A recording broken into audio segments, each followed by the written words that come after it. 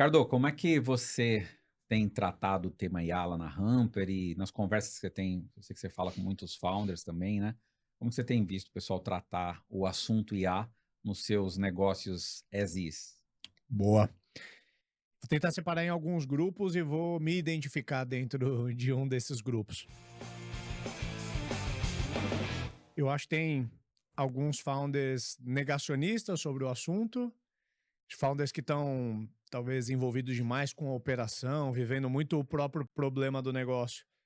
Talvez não consegue colocar a cabeça para fora e até mensurar o impacto que isso pode ter, e talvez essa é a característica daquelas empresas que são de fato impactadas por uma nova tecnologia a ponto de ser abalada mesmo ou até de deixar de existir.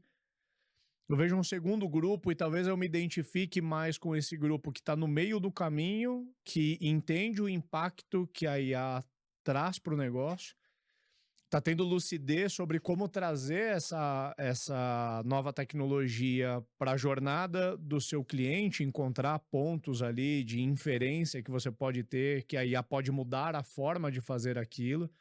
E eu me sinto exatamente nesse momento. Mas, por outro lado, ainda tem uma limitação, talvez até técnica, de implementar.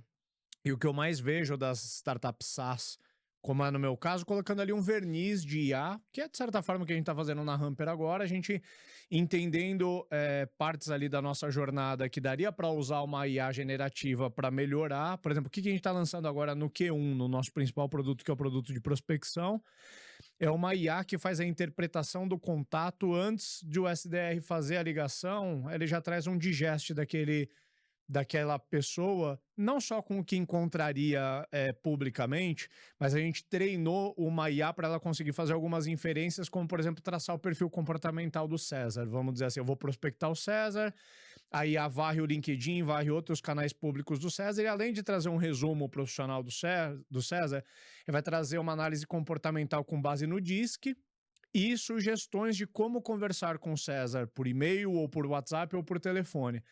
Se a gente for olhar, não é uma grande inovação, mas do ponto de vista do que pode agregar para o meu cliente, talvez eu esteja poupando 15 minutos de um tempo de research que um SDR teria que fazer a cada pessoa que ele ligaria, ele gastaria uns 15 minutos para chegar nessa conclusão. Então não é uma grande inovação, mas é uma coisa que no consolidado ele vai reduzir um tempo brutal ali da equipe, e ou vai dar mais eficácia, porque talvez tenham equipes que não estavam nem fazendo esse estudo e vão poder passar a fazer. Mas voltando para o cerne do que a gente está falando aqui, eu acho que empresas que estão no meio do caminho ali, que vão fazer pequenas inferências com IA. E aí eu vejo um terceiro perfil, e esse me preocupa um pouco mais, que é o founder que já tem uma empresa estabelecida, mas ele começa a olhar para o negócio que ele tem e achar que ele já está obsoleto, e ele começa a ter uma mentalidade de implodir o negócio.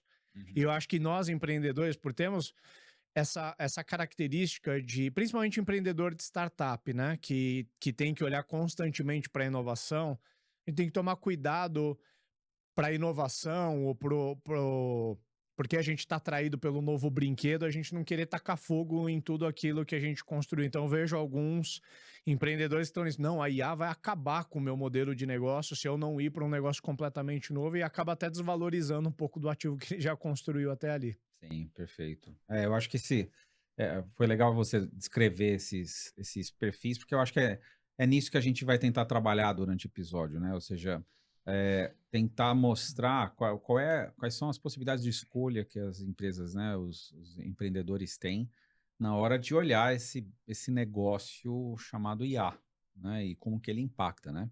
E eu acho que vale a gente até tentar entender como tem sido essas jornadas, né, a gente olhar para o passado e tentar trazer alguma história do passado, acho que é bem interessante, né. Aham.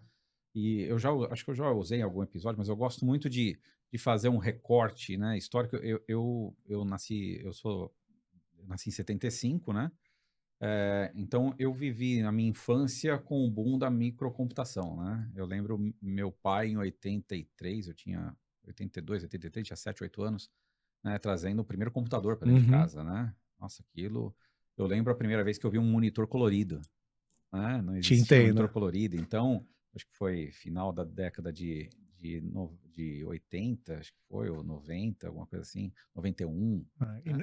Em 94, meu pai comprou um kit multimídia. Não sei se você pegava aquele É, Pentium velhão e aí você instalava a disqueteira de CD-ROM e as caixinhas de som. A minha cabeça explodiu quando o Windows sim, reiniciou e o Windows emitia musiquinha assim na sim, abertura. sim. Então, a gente viveu, né? Então, na década de 80, um boom da computação, né?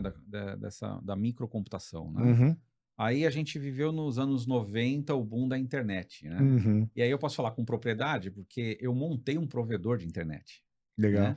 E eu vendi muito rápido a parte lá dos acessos, a gente acabou não continuando a parte dos acessos de pessoas físicas, a gente focou mais nas pessoas jurídicas e a gente fazia website, a gente fazia essas outras coisas e tal. Cara, que hoje basicamente nem existe Uhum. esse tipo de Ou empresa. foi bem consolidado, né? Vamos dizer, talvez a grande parte do Mas hoje é um negócio da monte de local aplicações, né? web. Mas hoje tem um monte de aplicação, né, que faz isso, né? Você vai pegar a WordPress, você faz uma Sim. página lá, você não precisa, né? Então, ou seja, as coisas foram mudando, né? Que se você pensar, os provedores de internet viraram provedores de fibra, né? Uhum. É infraestrutura, viraram quase uma telecom mesmo, né? Não tinha como na época o provedor de internet, ou seja, ter um negócio. Ah, qual é o seu negócio? Meu negócio é a internet. Não, hoje a internet parece que ele está no ar, Sim. né? Literalmente. Então, naquela época, eu criar algo específico para aquela onda fez sentido. Se eu for olhar agora, depois de alguns anos, não faz muito sentido. Talvez fique mais forte até na próxima onda. A próxima onda foi a onda da mobilidade, que eu também vi. Quando eu montei a MC1, eu montei ela como, né, a plataforma que eu criei lá no começo era uma plataforma low code, Aham. basicamente era isso, de desenvolvimento de aplicações para vários dispositivos. Então você construía numa interface uma aplicação que rodava na época era um Palm OS, era um Nokia Symbian, rodava no BlackBerry e rodava em celulares aqueles com J2ME, com Java, né? Uhum. E eu fiz uma aplicação que fazia qualquer coisa, né? E aí eu fui descobrindo muito rápido que, cara, ter um software para construir alguma coisa em mobilidade não ia. E aí a gente acabou indo para um nicho que foi o nicho de automação de força de vendas. A gente rapidamente mudou e aí a MC1 virou uma empresa de automação de força de vendas, não Aham. uma empresa de mobilidade. Porque no final das contas, o que virou mobilidade? Mainstreaming. Como a internet virou, é mainstreaming. Toda aplicação, todos os negócios precisam ter, né? Aí você pega a década, né, seguinte, que foi a computação em nuvem, Aham. né? O que trouxe a computação em nuvem? Cara, a computação em nuvem trouxe para a gente uma velocidade enorme, né? Quando eu montei o provedor, eu precisei comprar máquina, instalar software, não sei o quê, e aí possibilitou essa explosão. Sim. Quem ganhou dinheiro? As empresas que montaram essas grandes infraestruturas de nuvem, né? Então, vai ver o que é a AWS hoje, né? Até para Sim. o próprio business da Amazon, a importância que esse negócio tem lá para eles, E quem né? criou as aplicações verticalizadas. Por exemplo, a Hamper veio nessa onda, né? A gente Isso. entendeu Mas você que. vê que usou isso como mainstreaming. Isso é Aham. mainstream. Todo mundo hoje usa nuvem. Sim. É mainstreaming, né? Ou seja, ninguém discute, né? Você vai falar, cara, vou montar Uma empresa de nuvem. não, o meu data center para, né, o meu comprar o computador. Cara, não, com 3 cliques você vai lá e coloca, né? Uhum. Eu encaixo a IA um pouco nesse cenário, ou seja, a IA é a onda dessa década, né? Depois Sim. da gente passar por 4 ondas, né? Nos anos 80, microcomputação, 90, internet, 2000, Mobilidade. mobilidade, 2010, com a nuvem, Aham. agora é a época da IA. Como eu acho que a próxima onda vai ser o robô, Uhum. né? E eu acho que é interessante, tanto a IA, todas essas ondas, eu até brinco que eu acho que a onda da microcomputação, da internet, né, a mobilidade e da nuvem, elas fizeram. Hoje eu falo num dia com a quantidade de pessoas, só pelo WhatsApp, a quantidade de pessoas que meu pai devia falar em um mês, É verdade. né? Então elas trouxeram uma sobrecarga absurda, uma hipercomunicação, né? Então a gente está toda hora sendo sensibilizado por alguma coisa, né? A minha esperança é que tanto a IA quanto a robótica, elas vão tirar um pouco, talvez, desse peso de nós como seres humanos. Eles têm esse potencial. Não Uhum. sei se vai acontecer, Uhum. mas elas têm esse potencial. São tecnologias que diferem um pouco nisso, porque elas facilitam muito a utilização, principalmente em coisas repetitivas. Uhum. Né? Quando você olhar coisas repetitivas, é isso que o robô vai fazer, é isso que a IA consegue te fazer. Hoje a IA é uma interface, né? Ela é uma interface muito mais fácil, né? Ela está se popularizando agora porque a IA existe desde que eu estudei na Unicamp. Perfeito. existia antes disso, Uhum. né? É que o poder computacional, ele avançou tanto que hoje é possível a gente extrair muito fácil e a gente com todas essas tecnologias, a gente tem uma interface muito rápida hoje, né, com as LLMs, com a IA, né? Uhum. Então, eu acho que é importante a gente dar esse cenário e a gente entender o seguinte, no contexto que a gente vai trabalhar hoje, eu acho que a IA, ela é mainstream. Uhum. E aí, como é que a gente se aproveita? Ou seja, se a gente for olhar por cada aspecto, né? Você tem o aspecto dos empreendedores que estão começando agora, empreendedores que já têm suas empresas e como que eles vão navegar em Uhum. torno disso, né? Então, acho que a gente vai discutir um pouco desses aspectos aqui na conversa, né? Boa, boa. Antes de cair para dentro, se você está tomando conhecimento de Startups and Downs agora, acho que deu para sentir um pouco da pegada do programa. Nós somos um podcast que tem a ambição de ser o programa de cabeceira para quem empreende. A gente faz jus ao nome Startups and Downs, a gente gosta de enfatizar os assuntos que vão desafiar os empreendedores ao longo da jornada. Então, a gente tem mais de uma centena de episódios gravados, onde a gente fala de estruturação da operação, formação de time, formação de liderança, como que um founder faz um M&A, como que ele capta dinheiro externo e por aí vai. A gente tem também um quadro onde a gente convida alguns empreendedores que vêm aqui contar as suas histórias e, eventualmente, a gente escolhe falar de alguns temas também. A gente não gosta muito de fazer exercício de futurologia e nem de falar de tendências, mas, eventualmente, algum assunto acaba tomando tamanho espaço no cognitivo dos empreendedores que a gente se sente na responsabilidade de trazer um pouco da nossa ótica. E hoje a gente decidiu falar, não é a primeira vez que a gente vai falar, mas a gente vai dar um pouco mais de ênfase no assunto inteligência artificial, mas não para chover no molhado aqui e fazer um consolidado de tudo que você já provavelmente já consumiu na internet. Não é tanto essa nossa, a gente está dando um contexto aqui para entrar no tema, mas a gente quer falar principalmente de como que a IA vai afetar na jornada dos empreendedores daqui para frente, como o César recém comentou, tanto para wannabes empreendedores que estão olhando para começar um negócio agora e que a gente já pode entender como nativos de inteligência artificial, porque eu acho hoje muito difícil conceber uma startup que vai nascer, que já não considera a IA tanto na sua proposta de valor quanto na sua estruturação operacional, de Uhum. time, headcount e tudo mais, mas também pensando nas jornadas que já estão em andamento, como no Sim. meu caso, eu sou um founder, vamos dizer assim, da geração anterior, porque eu empreendi no meio da década do SaaS barra cloud, ali que a gente estava falando, ali no meio da década de 2010. Mas eu também eu não sou nativo de IA, mas certamente IA vai ter uma inferência muito grande no meu modelo de negócios, na minha operação. Então eu não vou começar uma coisa nova, mas eu vou ter que me adaptar a esse Perfeito. novo momento. Eu acho que a gente trabalhando esses 4 quadrantes, né? Empreendedor novo, como que ele olha para modelo de negócio e como que ele olha para a operação. Empreendedor já em meio de jornada, como que ele olha para o efeito da IA no modelo de negócios dele e também no da operação. Acho que a gente consegue fazer uma boa análise aí e uma Sim. boa entrega para quem nos escuta. Boa. O que você acha que é a IA para um founder que está começando? Porque a gente vê muito founder nisso, né? De ele vê essa onda, né? Como as outras ondas, né? Ou seja, eu comecei a onda lá de formar o que era MC1 na onda de que, cara, olha, vai ter esses dispositivos aqui, esse negócio vai, com internet agora no celular, esse negócio vai arrebentar, né? Isso vai ser Aham, o futuro, aham, né? E quis construir alguma coisa nisso, né?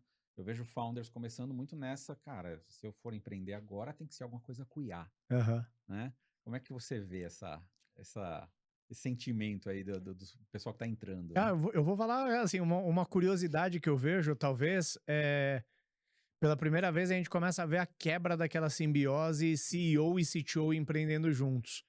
Porque a IA, junto com outras tecnologias que vêm a reboque, no code, low code, ela traz para uma característica que uma pessoa mais de negócio talvez consiga empreender sozinho e quase que criar a primeira versão do produto, um MVP ali, com mais independência de alguém técnico. Por outro lado, eu vejo várias pessoas com perfil mais técnico de CTO já se jogando na jornada como CEO, porque Se você olhar para mais uma característica mais deep tech, Uhum. a IA abre possibilidade para que realmente caras de profundidade técnica, PhDs, como a gente tem na nossa rede de relacionamento, comecem um negócio, você começa a ver até o efeito contrário. É quase que assim, sou um CTO que procura um CEO para o meu negócio. Talvez Sim. o CTO, o cara bem técnico, ele começa o negócio sozinho, ele é capaz de conceber um produto inteiro de IA.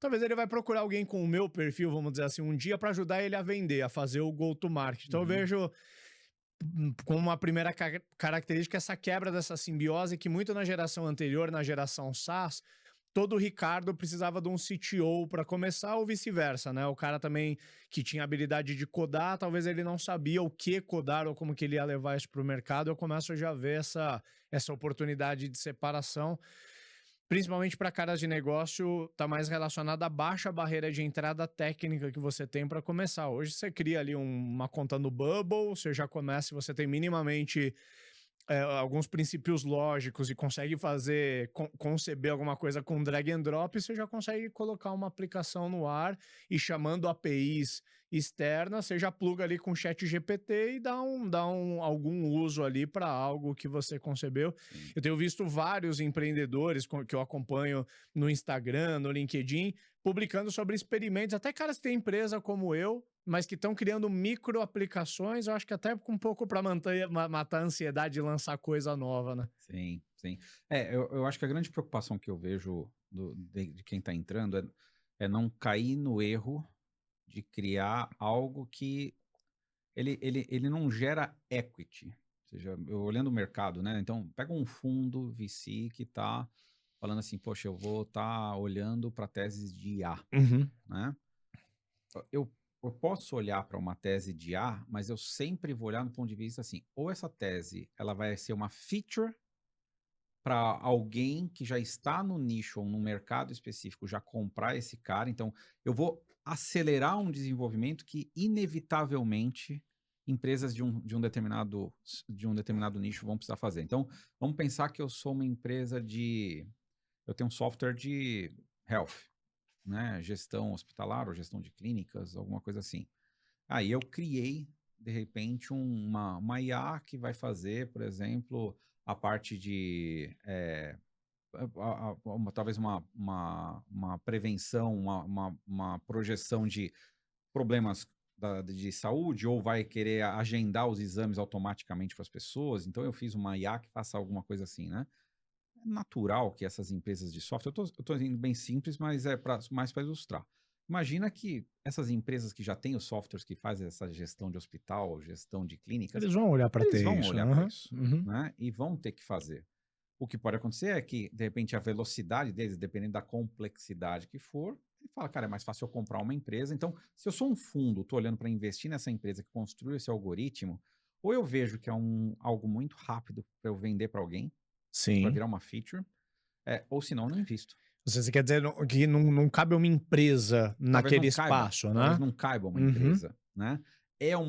E aí é um pouco da mentalidade, é o seguinte, você precisa tomar cuidado para não se deslumbrar pelo que a tecnologia pode fazer, porque é um Aham, negócio, aham, cara, que a tecnologia pode aham. fazer, eu sei fazer e tá fácil. Mas tá Sim, fácil para você, tá fácil para todo mundo. Hoje a IA é verdade. não é um problema de acessibilidade de tecnologia, ela tá disponível para todo mundo. Hoje o que mais tem é plataformas diferentes, né?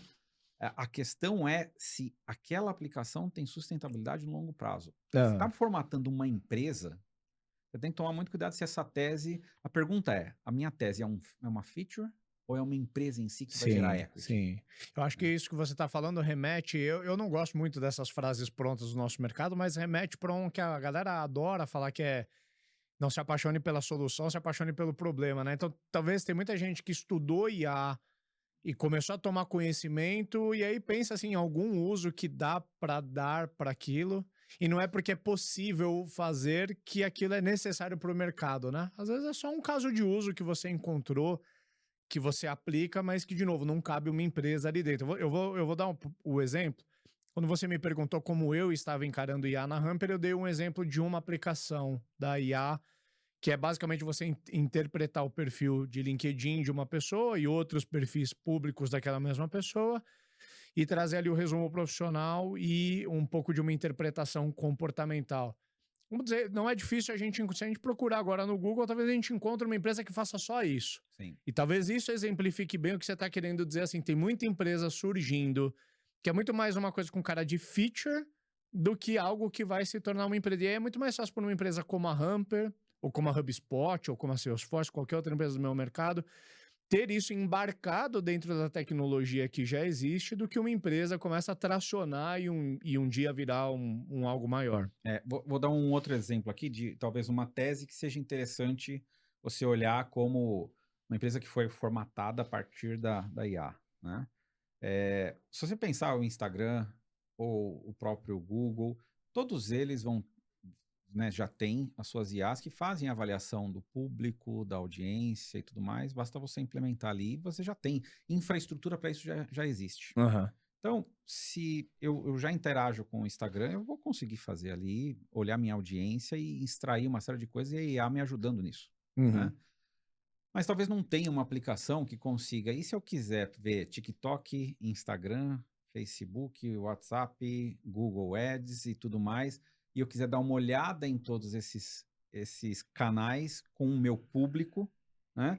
E saber segmentar melhor, qual que dá melhor para um ou para outro, tal. Talvez eu não ache isso dentro do Instagram para fazer do Google. Sim. Ou eu vou ter que fazer do Google, fazer do Instagram, mas ele não mescle. Eu ter alguém que consolide isso e faça uma análise e dê os insights, talvez seja interessante. Aí sim eu vejo que é um negócio novo. E eu não vejo um outro business, eu vejo business que podem se interessar por isso, mas eu não vejo naturalidade em business que vão falar, isso daqui é um módulo novo que eu coloquei, né? Perfeito. Talvez eu veja que seja uma tese bacana para você olhar. Então, eu acho que é essa sensibilidade, ou seja, quem está entrando agora com uma nova aplicação e olhar, estou criando um aplicativo, uma empresa especializada em IA. Muito cuidado para isso, IA e mainstreaming. Muito cuidado, você criar uma aplicação de um mainstreaming, ou você tem que ter muito dinheiro, que daí você tem que ser uma infraestrutura para esse mainstreaming, ou você é uma feature, ou você tem que realmente mudar a dinâmica de um negócio. E aí é menos tecnologia e Perfeito, é muito mais mais negócio. produto, negócio. Né? É esse o cuidado, não é tecnologia. Tem muita gente ainda encarando IA como um processo de tecnologia. Preciso entrar em IA, né? Que daí seria o segundo tópico que a gente vai falar de empresas que já estão estabelecidas, né? A primeira coisa é montar uma squad de IA, né? Uma squad de desenvolvimento em IA, né? Não sei se é a melhor alternativa. Sim. Não, total. Eu acho que algumas coisas para a gente fechar essa parte do modelo de negócio para o novo entrante. Primeira coisa uma coisa que eu já vi em artigos e que eu concordo é que IA não é um assunto para estar dentro da pasta do CTO, é mais um assunto para estar na pasta do CEO, porque senão a gente reduz a IA só ao escopo técnico que ela tem. Quando a gente deveria olhar para a IA do impacto de negócio, que vai acabar tangindo nas duas frentes que a gente quer falar aqui. Tem que estar na pasta do CEO, porque vai ter inferência tanto no modelo de negócio quanto no modelo organizacional, operacional da empresa.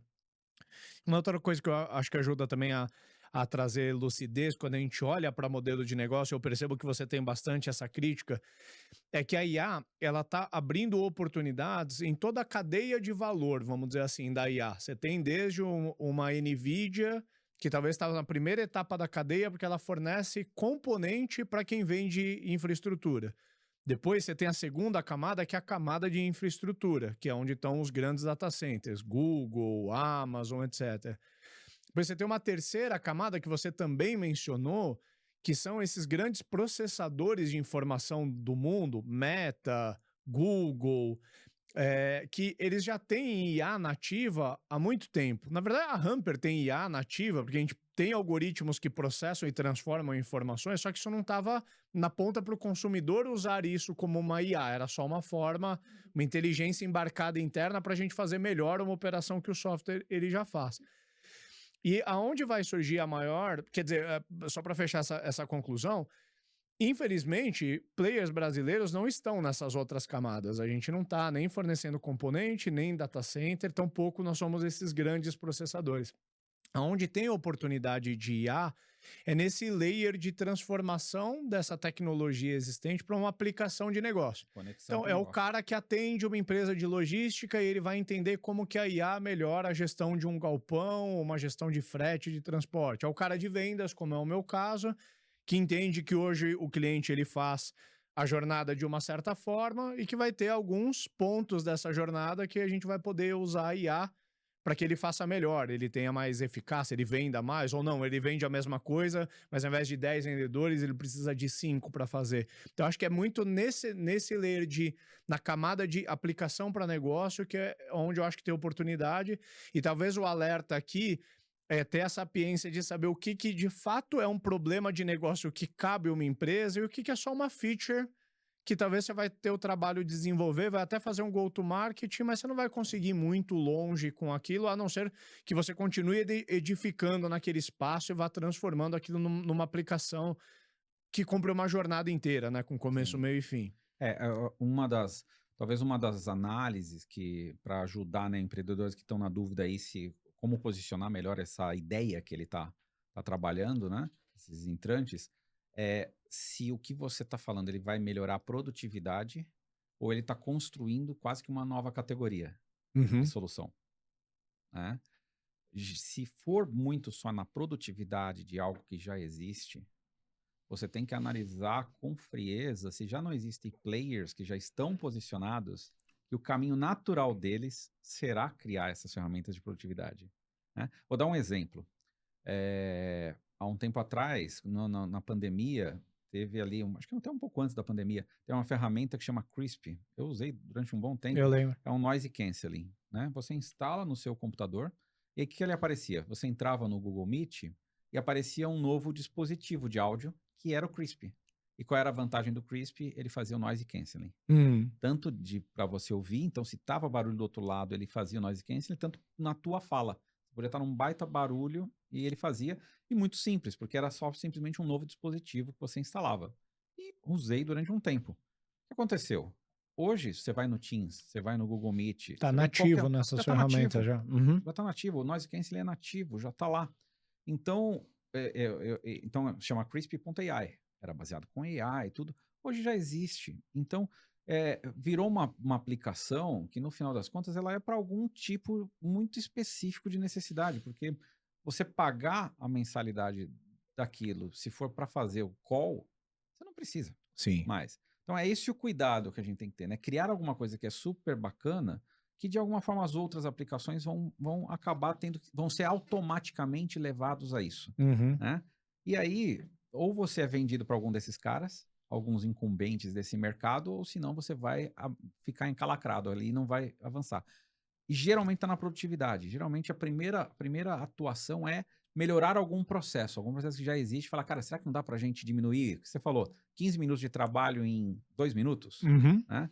Essas produtividades, né, tendem a ser incrementais nos players que já estão em determinados nichos. Perfeito. Né?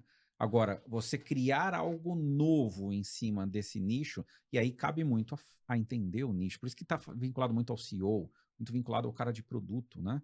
Você tem que estar fazendo um discovery para saber o que você vai mudar como uma nova categoria, um software diferente, né? Uma operação, uma oferta diferente das que existem, né? Perfeito.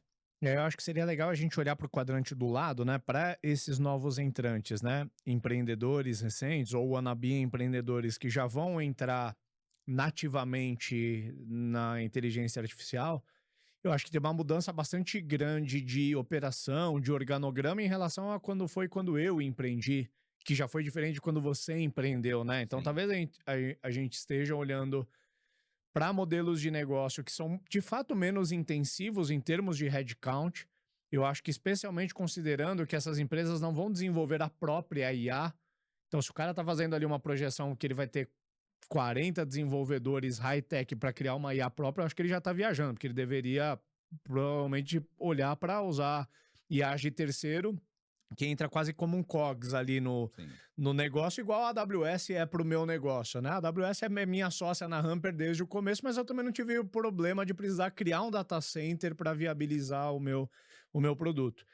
Eu acho que isso casa muito com outras tendências que a gente tem visto quando a gente olha para modelos de gestão, modelos organizacionais mais desmobilizados, né? Eu acho que combina com trabalho remoto. Eu vejo uma bolha muito próxima da minha, que é a bolha do micro SaaS, que vem a reboque e traz no code, low code, e pessoas que querem trabalhar com mais liberdade geográfica e de tempo. Eu vejo muito isso, né? Esses novos entrantes levantando mais essa barreira. Pode ser um viés de onde eu enxergo também, mas talvez a grande mudança que tem, que eu percebo, é que esses negócios eles já vão nascer com essa característica. Preferência pelo time remoto, pode ser gente talvez do mundo inteiro, não tem uma coisa muito intensiva em headcount. Talvez eu olhe e eu percebo que essa galera tem uma crítica muito grande para o modelo que eu segui sempre na Humper, que é o modelo intensivo de vendas, né? Bem sales driven. Eu crio um produto e depois eu coloco muita energia em go-to-market, monto uma operação de site sales grande. Essa galera é uma galera mais apaixonada pelo produto, né? Então, pô, eu vou ter aqui um bom produto e construir uma jornada de autosserviço ali para o cliente. Então, eu vejo principalmente essas características operacionais num negócio nativamente de IA. Não sei se bate com a tua visão. Sim, não, concordo plenamente. E eu acho que tem a visão, né? A gente falando dos negócios que já existem, né? Vamos projetar tudo que você falou para esses negócios os negócios que já existem, não os entrantes, né? Aham. Para os negócios que já existem, eu acho que a grande dúvida do empreendedor não é nem... muitas vezes por onde começar.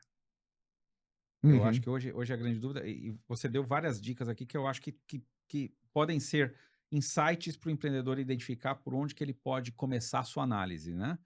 Mas o que eu falaria para o empreendedor que já tem um negócio formatado, né? E quer saber como que eu vou explorar melhor a IA, é olhar primeiro na produtividade. Aham. Vou falar, cara, a primeira coisa, porque é o que está mais... Já tem muito caso, já está mais claro, né? Porque se você for ver hoje, né? Nós estamos gravando em janeiro de 25, né? Se a gente for tentar lembrar quantas empresas... Vamos tirar todas essas infraestruturas que a gente falou, né? Uhum. De empresas. Quem que está ganhando dinheiro já com features de IA e colocou no seu produto e os clientes estão, nossa, aumentou as vendas em 100% porque colocou alguma coisa em IA? Não, talvez no máximo servir ali para uma manutenção, para se manter no game, vamos dizer É, assim, né? ninguém. Aham. Eu não consigo lembrar ainda casos de que, se não for a OpenAI ganhando muito dinheiro ou Sim. aplicações novas que já vieram disso, né? Hoje tem muita coisa de comunicação, né? WhatsApp com IA, tal, tem alguma coisa assim. Mas fora isso, que basicamente estão pagando a infraestrutura IA Sim. que está sendo usada para algo, né? Ninguém está Ou ganhando ainda talvez para forte. os incumbentes foi um movimento mais de defesa do que de ataque. Sim, Talvez o incumbente que ainda não se atualizou, ele está perdendo receita. E o que se atualizou protegeu receita porque ele trouxe a plataforma dele mais para o momento atual. isso. E pode acontecer assim, de você lançar uma feature que use IA, mas em pouco tempo talvez você não conseguir, e você pode cobrar, mas daqui a algum tempo vai ser tão carne de vaca isso que você não vai poder cobrar, você não vai Uhum. conseguir cobrar, né? Então, olha do ponto de vista da produtividade. E aí a produtividade de duas linhas. A produtividade interna, ou seja, como é que eu consigo escalar a receita da empresa sem escalar custo, Uhum. né? Ou até diminuir os custos que eu tenho hoje. Então, quais são as atividades que são repetitivas que eu posso eliminar? E do ponto de vista do produto que eu vejo, ou seja, olhando para o meu cliente, onde estão os processos aqui que se eu colocar IA, esse cliente vai ver um ganho na produtividade dele? Aham. Então, eu acho que a palavra-chave ainda é hoje, para quem já é né, já tem a sua aplicação, já está rodando, né? Já pegando esses cenários que você falou, mas é olhar do ponto de vista da produtividade. Eu olho a produtividade e com a produtividade eu acho que eu consigo ter a clareza mais rápida do que eu vou fazer. E até a questão da gente aprender a lidar com os modelos de IA, o que a gente vai usar, né? Boa. Eu acho Não. que é importante, né, Ricardo? E a gente já falou sobre isso, né, juntos, né? A IA hoje, que a gente tem, se a gente for pensar que ela é muito mais uma UX do que nossa, uma tecnologia absurdamente inovadora, né? Talvez existe a tecnologia na retaguarda, mas a gente não está tocando Não ela, está vamos tocando dizer nela. assim. A grande revolução dos últimos 2 anos, talvez a OpenAI trouxe, é muito mais de UX. De UX, né? Ou seja, eu falar, então, eu achei interessante uma reportagem do Satya Nadella, e ele falando que o futuro vai ser dos agentes, né? Uhum. Então, muita gente está falando sobre isso, né? E ele usa exemplos clássicos. Ele fala, cara, com Excel, você não vai ficar tendo mais o trabalho de pegar a tabela, criar a área do reporte, formatar. Não, você vai simplesmente conversar com o assistente e você vai falar para ele o que você deseja. Então, eu quero um relatório com a série temporal dos pedidos, me pega os principais tais clientes ou de segmento tal, e me gera um gráfico desse jeito, um relatório tal, para formatar. Pronto, ele O que vai. você precisa ter é o dado, né? O ponto de partida é o Você precisa ter o dado de dado. qualidade, Então, né? é muito mais da gente ter a integração desses dados, ter eles mapeados, construir esse agente, mas o que vai transformar é a interação do meu usuário.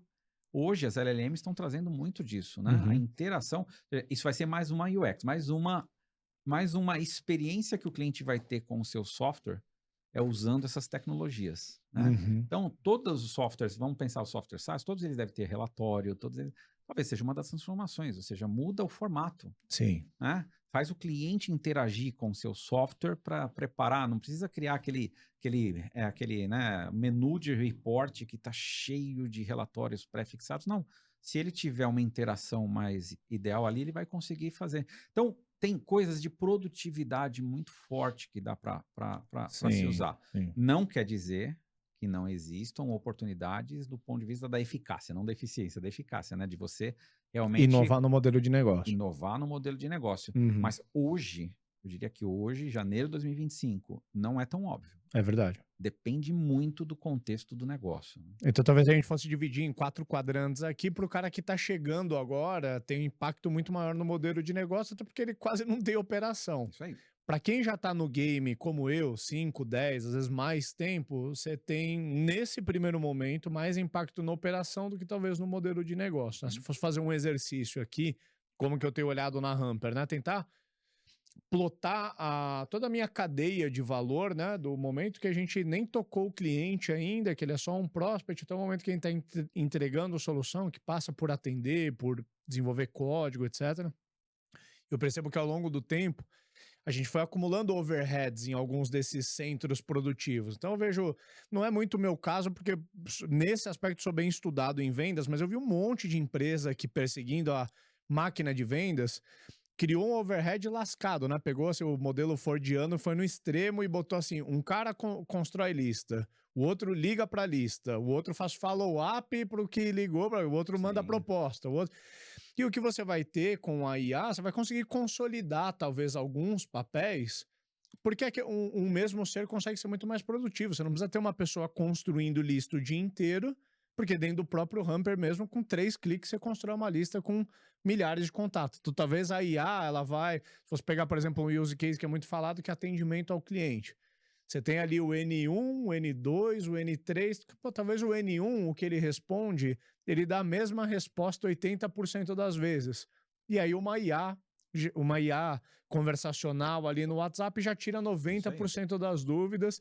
E talvez a grande concentração de uma área de suporte está mais no N1 do que nas áreas especialistas. Se a gente for pensar um outro use case que costuma ter overhead, eu sempre questionei um pouco, mas não tenho tanta propriedade técnica para falar. Pô, você olha uma área de produto, você tem o cara que concebe a funcionalidade que vai ser feita, você tem o cara que desenvolve, depois você tem o cara que olha o que o outro desenvolveu antes. Então, quanto de oportunidade não tem que seja para revisar o código, que é um dos cases que a gente mais escuta em IA. Hoje, Sim. IA que é capaz de corrigir 90% dos bugs do código de um dev. Para uma empresa como a minha, não é que eu quero mandar a gente embora, mas o aumento de eficiência, principalmente no momento que a gente está, onde o capital está muito caro e está todo mundo buscando uma forma de aumentar a sua margem, se você encontrar algumas oportunidades de ganho de produtividade. Pô, talvez eu não precise mais ter um cara aqui que fica revisando o código de todo mundo, porque eu pus uma IA que faz isso. Talvez eu consiga reduzir o meu time de N1 e realocar as pessoas, ou só diminuir, porque a IA faz isso. Então, eu acho que aqui tem uma grande oportunidade. Acaba vindo a reboque para players que são verticalizados, como é o meu caso. A resposta para o meu modelo de negócio está quase implícita no que eu falei agora. Sim. Eu cuido de uma pequena jornada do meu cliente, que é a jornada de venda. Então, aonde que dentro dessa jornada do meu cliente que já usa o meu software para sistematizar ou para automatizar algumas coisas, que eu conseguiria colocar IA que vai ajudar ele a aumentar a produtividade Sim. dele. E acho que negócios, mas existem negócios que já estão estabelecidos que realmente vão entrar em xeque, né? Então, quando você deu um exemplo aqui, imagina que eu sou uma empresa que produz um software de helpdesk, né? E o meu modelo de negócio é por posição, por usuário, né? Aham.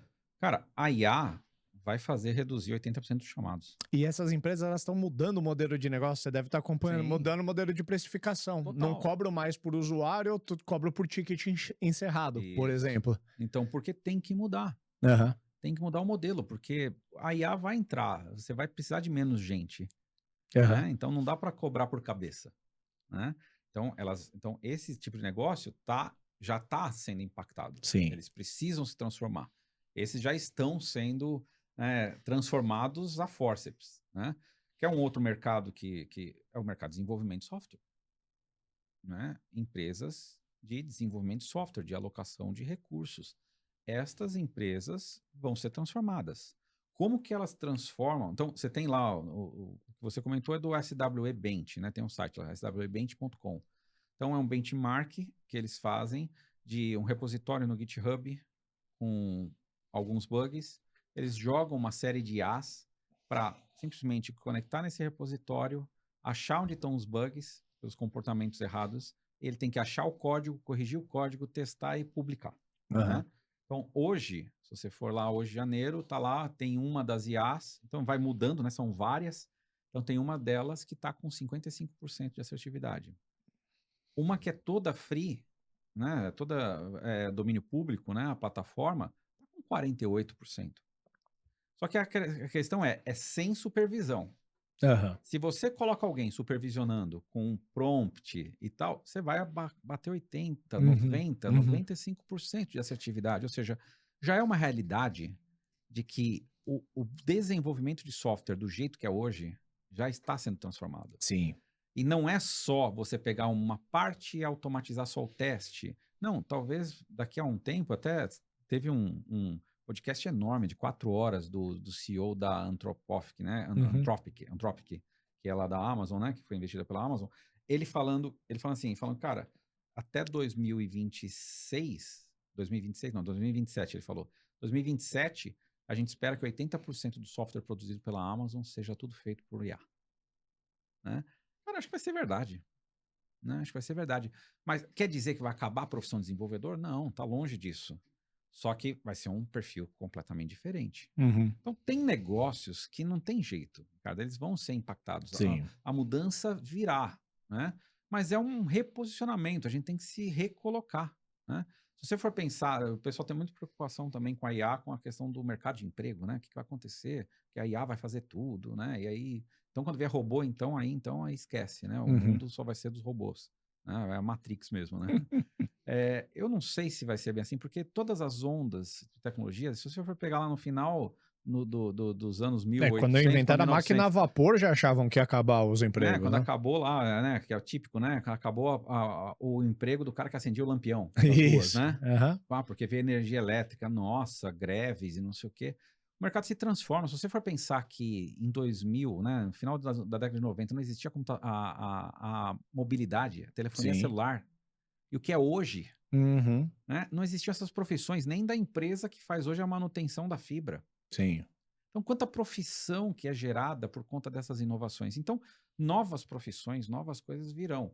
É aí que abre oportunidade para as empresas. Gente, quem é incumbente, quem está num negócio, identificar rapidamente essa transformação e como se adaptar, né? E quem está entrando, achar onde ninguém está explorando ainda e cavocar o seu espaço, Uhum. né? Agora, a grande preocupação é quando eu vejo as empresas que não estão fazendo nada. Sim. Que talvez entra lá na resposta inicial que você fez para mim, quem tá no negacionista, né? É. Ele tá tão imerso nos próprios problemas que não tá dando conta de olhar o que que tá acontecendo no mundo ao redor, né? Alguma coisa você precisa estar fazendo. Nem que seja para você fazer uma análise do que eu tenho de oportunidades de produtividade interna, isso como se fosse um SWOT, Uhum. né? Oportunidades que eu tenho interno e externo, né? E quais são as oportunidades que eu tenho de produtividade e novas oportunidades que eu teria tanto internamente quanto externamente para expor através da IA, né? Uhum. Não é um SWOT, lógico, eu só brinquei, é um quadrante que eu criei aqui, mas você olhar, você ter essa análise, saber e priorizar alguma delas, se você não está fazendo isso, eu acho que você está num risco, né? Porque está muito rápido. Sim. Isso eu posso afirmar. Hoje a gente tem infraestrutura para fazer muito rápido. E eu diria para você, está muito rápido, mas a gente ainda está no começo. Porque hoje a IA ainda eu sou engenheiro de computação, então eu entendo um pouco ali da arquitetura de tudo isso, né? Cara, ainda é muito improdutivo. O Uhum. nível de consumo de energia que a gente ainda tem, ou seja, é força bruta ainda. É um poder Uhum. computacional absurdo para ficar resolvendo. Tanto que você pode comprovar isso facilmente. Eu assino lá o GPT, né? Então eu tenho lá meus GPTs que eu fui criando para várias coisas. Eu tenho um monte para automatizar coisas que eu fazia do dia a dia. Mas eu tenho uma lá que eu pego uma aplicação que eu tenho no celular, que eu só tenho um determinado quantidade de dados no celular, não existe uma aplicação web desse aplicativo, e eu tenho que extrair esses dados. Então são 10, 20 telas que eu tenho que ele captura para mim, e Uhum. aí eu faço a interpretação OCR e boto numa planilha. Pronto, é Uhum. basicamente isso que o GPT faz para mim, né? É uma automação. Quando eu faço 50 imagens, ele me dá uma pausa de 2 horas, porque, cara, eu devo ter queimado 2.000 árvores. Pode contar. Entendeu? Sim. Né, só por conta de ter feito esse negócio, porque ainda é muito improdutivo. Então vai Uhum. crescer muito. Uhum. Quando a gente fala da LLM, LLM é um grande algoritmo que tem de IA, né, que é o tal de Transformers, né, que ele utiliza, ou seja, mas tem inúmeros outros algoritmos especializados em séries temporais e tudo mais que esses caras têm muito a ser desenvolvido ainda e implementado, né? Então, cara, a gente tem um universo ainda a ser explorado, né? Uhum. Então tem muita oportunidade. Sim. A gente tá vendo muita ameaça, mas tem muita oportunidade. Agora, você precisa estar monitorando. Se você não estiver monitorando, se não for um tema estratégico para você, se você não tiver alguma iniciativa nisso, e outra dica, IA é para todos na empresa. A tua área de Perfeito. pessoas tem que ter um projeto de IA. Aham. A tua área financeira tem que ter um projeto de IA. Uhum. Todas Isso que eu ia as falar, áreas têm que ter um projeto de IA. não pode limitar o escopo da TI, Não né? é. A Joga lá TI para não é. pro OKR da TI. Pensa aí É. o que que dá para fazer A com. TI não pode ser o gargalo. Uhum. Né, uma empresa então tradicional que, né, tem um departamento de tecnologia, cara, não esquece. Sim. IA é mainstream, Uhum. todo mundo vai usar, Uhum. né? Então, eu acho que isso é uma outra dica importante. Maravilha.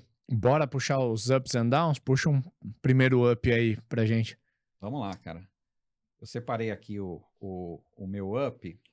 Eu acho que entender, né? Eu vejo alguns empreendedores que estão já assim com comitês, no mínimo um comitê ou uma equipe ou alguém de marketing, alguém de produto, o próprio CEO é a agenda do CEO, né? Entendendo que é esse cenário, pelo menos mapeado. Então, empresas que já têm esse mapeamento, já estão, sabe, já tem clareza de quais são os movimentos. Você não precisa ser o primeiro. O primeiro ser o primeiro muitas vezes é muito caro. É, o que toma uns galhos na cara na frente, né? Pode. Talvez você possa ser o segundo, terceiro, Aham, sim. né? É um pouco da teoria chinesa ou do Japão, né? Na década lá de 70, 60, né?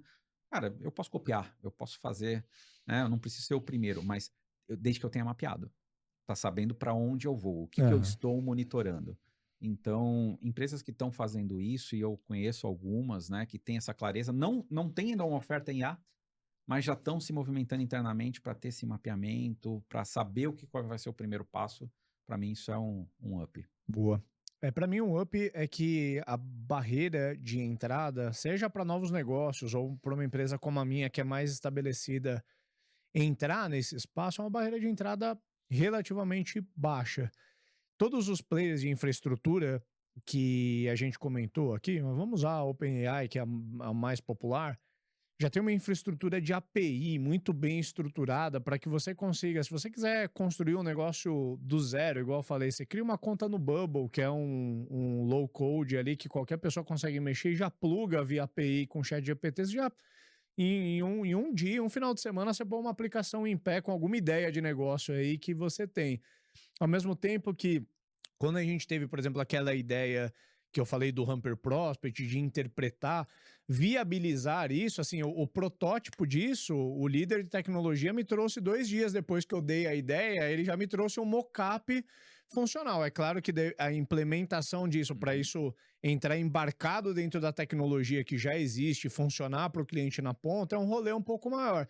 Mas a viabilidade técnica a gente conseguiu resolver rápido. Então eu trago esse alerta porque muitas vezes, principalmente para founders de negócio, como é o meu caso, a gente lê sobre IA, que parece uma teoria da conspiração, parece uma coisa que é assim, tem que ser um cara de altíssimo Inalcançável, né? calibre É, tecnicamente para conseguir mexer, mas está muito mais ao nosso alcance do que a gente imagina. Eu acho que o conteúdo é vasto hoje, né? e o conteúdo é vasto. A É vasto. sapiência ela está muito mais em saber dar a aplicação certa do que a viabilidade técnica. A viabilidade técnica não é o Tá gargalo. muito mais no teu tempo empenhado em querer aprender, Também. né? Se Aham. você gastar um tempo com isso, tiver alguém, cara, a tecnologia realmente não é o issue, Perfeito. né? É o que você vai aplicar com ela, Uhum. né? Então, acho que isso você trouxe é bem importante. Vou puxar o meu down aqui. É, ao mesmo tempo que a gente, né, falou de caras que não se movem, que são negacionistas, tem os desesperados, Uhum. que o mundo acabou. Né? O meu negócio acabou, a IA veio, já estou contando os dias para o meu negócio fechar, e aí um medo de ficar de fora da brincadeira, e aí quer mudar a empresa inteira, virar a mesa inteira, né? Destruir o seu negócio e, cara, muito cuidado com isso. Né? Eu não compro. Assim, eu acredito na disrupção, né? Tecnologias que são, mas eu acho que é muito mais uma transformação que você tem que trabalhar do que a disrupção, né? Tem que tomar muito cuidado, assim. Lógico que existem coisas que vão muito rápidas, né? Sim. A diferença entre a transformação e a disrupção, acho que está no tempo, Uhum. né? Mas muitas vezes no tempo de reação e do mapeamento que você faz. Se você é surpreendido, o cara não pode falar hoje que ele é surpreendido o que está acontecendo com a IA, Sim. né? Mas isso gera o efeito contrário. Quem não se preparou, aí tem um medo de ficar de fora dessa brincadeira ou de oportunidades que estão surgindo que eu preciso gastar um dinheiro com isso e deixa de evoluir o seu produto e entender melhor o seu cliente para se aventurar em construir algo muito novo só porque tem IA, Sim. né? E querer navegar essa vibe e não, precisa ter IA, porque senão os fundos não vão investir. E aí começam essas desculpas, né? Essas justificativas para tentar pegar uma estratégia que é meio adoidada, né? Sim. Então, eu fico com muito receio de essas teses sem estruturação e o cara vai fazendo só porque ele está com medo de perder a sua fatia de bolo na festa, né? Sim, boa. Pô, o meu down, ele é quase que a antítese do meu up, né? A baixa barreira de entrada torna muito convidativo para qualquer um e, putz, eu não tem um mapeamento, talvez algum canal público deve mapear quantas empresas de IA estão surgindo todos os dias. Devem ser muitos. Só de funcionário da Hamper, alguns já devem ter criado algumas e ter colocado na... Mas brincadeiras à parte, né? Não é difícil de você ir lá e criar uma aplicação no code com IA que automatiza alguma coisa para você. E eu tenho visto muitas empresas surgindo, algumas até conseguindo uma captação inicial e indo por essa linha de que muitas a gente vê que tem mais uma característica de ser uma feature do que caber uma empresa de fato. Aonde vão parar essas empresas daqui a um ano, né? Sim. Talvez tenha uma grande consolidação, talvez tenha uma quebradeira. Eu vejo que tem uma narrativa um pouco romântico que me lembra até um pouco da narrativa do marketing digital. É quase como uma linha assim de, pô, cria isso como uma segunda linha de receita e deixa isso te gerando uma renda extra. Só que, se você criar isso, você vai ter que colocar minimamente uma estrutura de custos, etc, para aquilo rodar. E na hora que o incumbente do teu mercado incorporar aquilo para dentro, aquela vaquinha que você estava milcando, ela vai morrer e talvez você fique com um lado do custo. Ou tem uma outra narrativa romântica que é você vai criar essa coisa com mais característica de feature e para você vender mais lá na frente. Então, pô, cria um negócio que vai bater 100 mil reais de MRR, 300 mil e vende. Mas aonde está o mercado comprador que está comprando essas empresas de 100 mil reais? Eu não vejo isso acontecendo Sim. com uma frequência tão alta. Então, eu acho que sim, pode acontecer, mas talvez essa seja a visão um pouco romântica. Eu acho que empreendedores que vão topar entrar na jornada, eles têm sempre que topar o jogo como ele é e como a gente descreve muito aqui no programa. Não é porque a barreira tecnológica tá fácil, tá mais tranquila, mais viável, que tocar o negócio ficou fácil da noite pro dia, né? Então, eu queria trazer Sim, esse sim. alerta que o business as usual vai continuar assombrando todo mundo. Pode estar mais fácil de botar a tecnologia em pé, mas tocar um negócio continua difícil a beça. Com certeza, com certeza. Isso aí. Boa.